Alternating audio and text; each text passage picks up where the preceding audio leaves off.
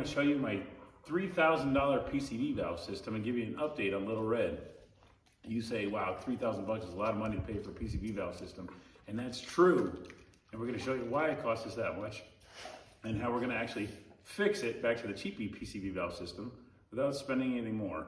Okay, so as you guys remember from a previous episode, the 409-inch small block that we had in here was sucking oil terrible, and I assumed it was the rings that weren't seating because it was dripping out of the balancer and pushing the dipstick tube up. I thought it was because we had it in the parade, and it was a 2.5-hour parade, only a few miles after we had the car running, and it would have, it just fagged the rings out or something. So then to fix that, I ended up buying a 383 stroker bottom end. It was a fresh from the machine shop, 350, 2-bolt main, but high nickel block with a Eagle rotating assembly. So we used all the parts off our 409 and put it back onto that 383 block and stuck it in here. Fired it up thinking everything's gonna be good, honky-dory and perfect. And we first started up, fired right up, was running great, and then it started burning oil again. Very similar to the 409. Took it for a ride, kind of same thing, and brought it home, put it in the garage, and I was kind of like, just kind of disgusted with the whole thing. And then I went inside, sat down for a second to clear my head about, and all of a sudden it popped in my head, I know what it is. So, turns out, I made this whole new system here before we had the PCV valve pulling from the back of the carburetor.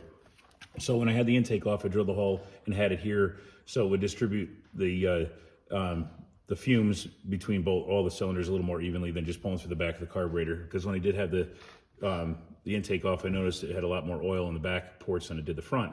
So then I made this nice little brake line or 3/8 fuel line that had been up for a PCV valve system, so it's not just this ugly rubber hose.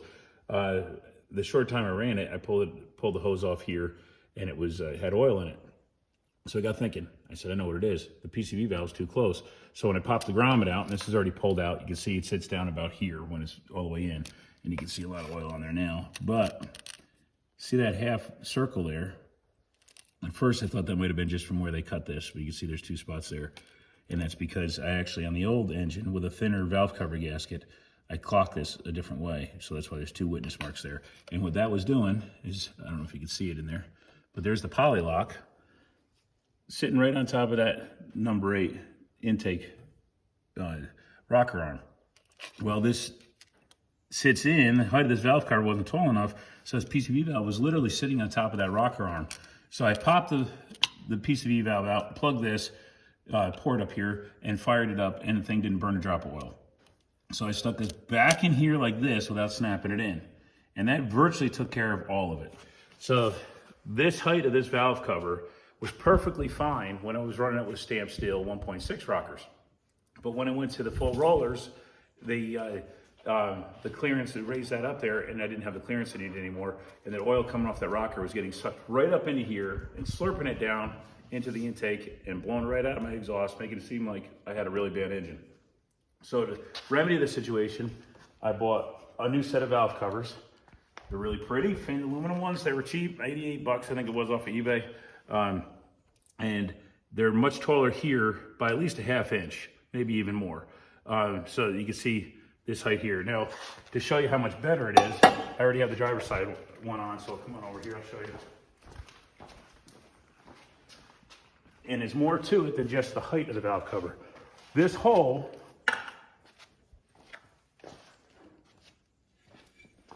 notice how the hole for these valve covers, the breather hole, is just about centered in between the bolts for the hold down. It's actually a little more towards the center of the engine than it is centered there. Where this valve cover, the port is off to the left of those holes. So if you remember looking in there, you see the rocker arm, but check out in this one, you can't even see the rocker arms. So those rockers are no longer lined right up with the hole, so any spray coming off the rockers are not going to get sucked up into that PCV valve. So the taller valve cover combined with a better location in the valve cover for the PCV valve system to draw from is going to completely solve our oil consumption issue, which means back to why this PCV valve system originally cost me $3,000. It's because it cost me $3,000 by the time I was done getting the valve covers, the 383 short block, and all the gaskets to move everything over from that 409 onto this engine.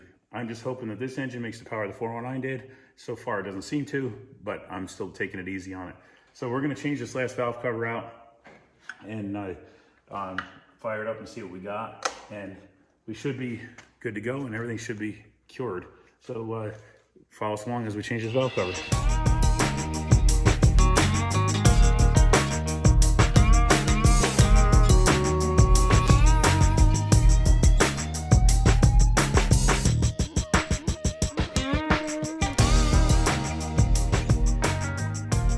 There it is, guys. There's our fix. Doesn't look much different, a little shinier, a little newer looking on the engine. I like them. I like how the fins roll down to the front of the valve cover coming down here. And I like how they still have a little bit of a crown to them like those old ones do. Those old ones are really cool ones. And like I said, those old ones work perfectly fine on a stamped steel rocker. But with that full roller, the height wasn't there and the location just put it right over the rocker arm like that. And we'll see what it looks like when we start it.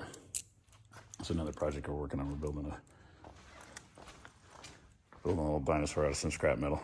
So we'll cover that maybe some other day. Let's see if I can try to start it. Oh.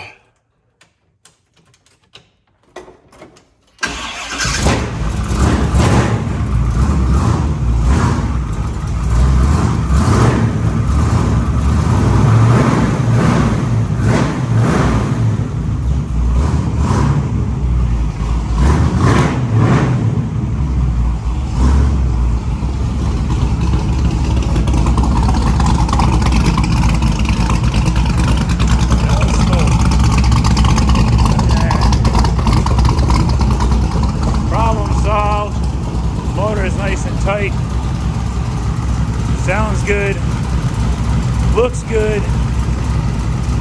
So there you have it, guys.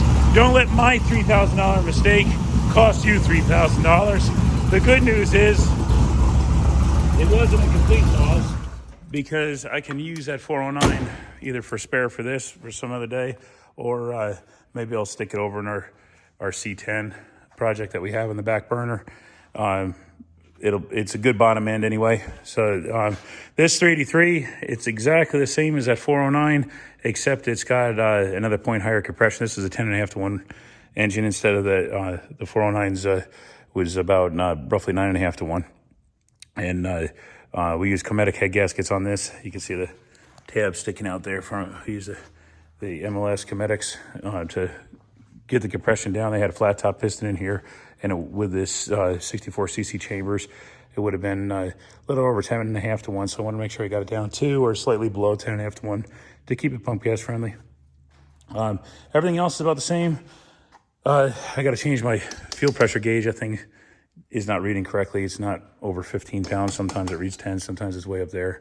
So I got to change that. And my water temperature gauge took a crapper on me as well. But there you have it, guys. There's our fix, our $88 fix for our $3,000 mistake.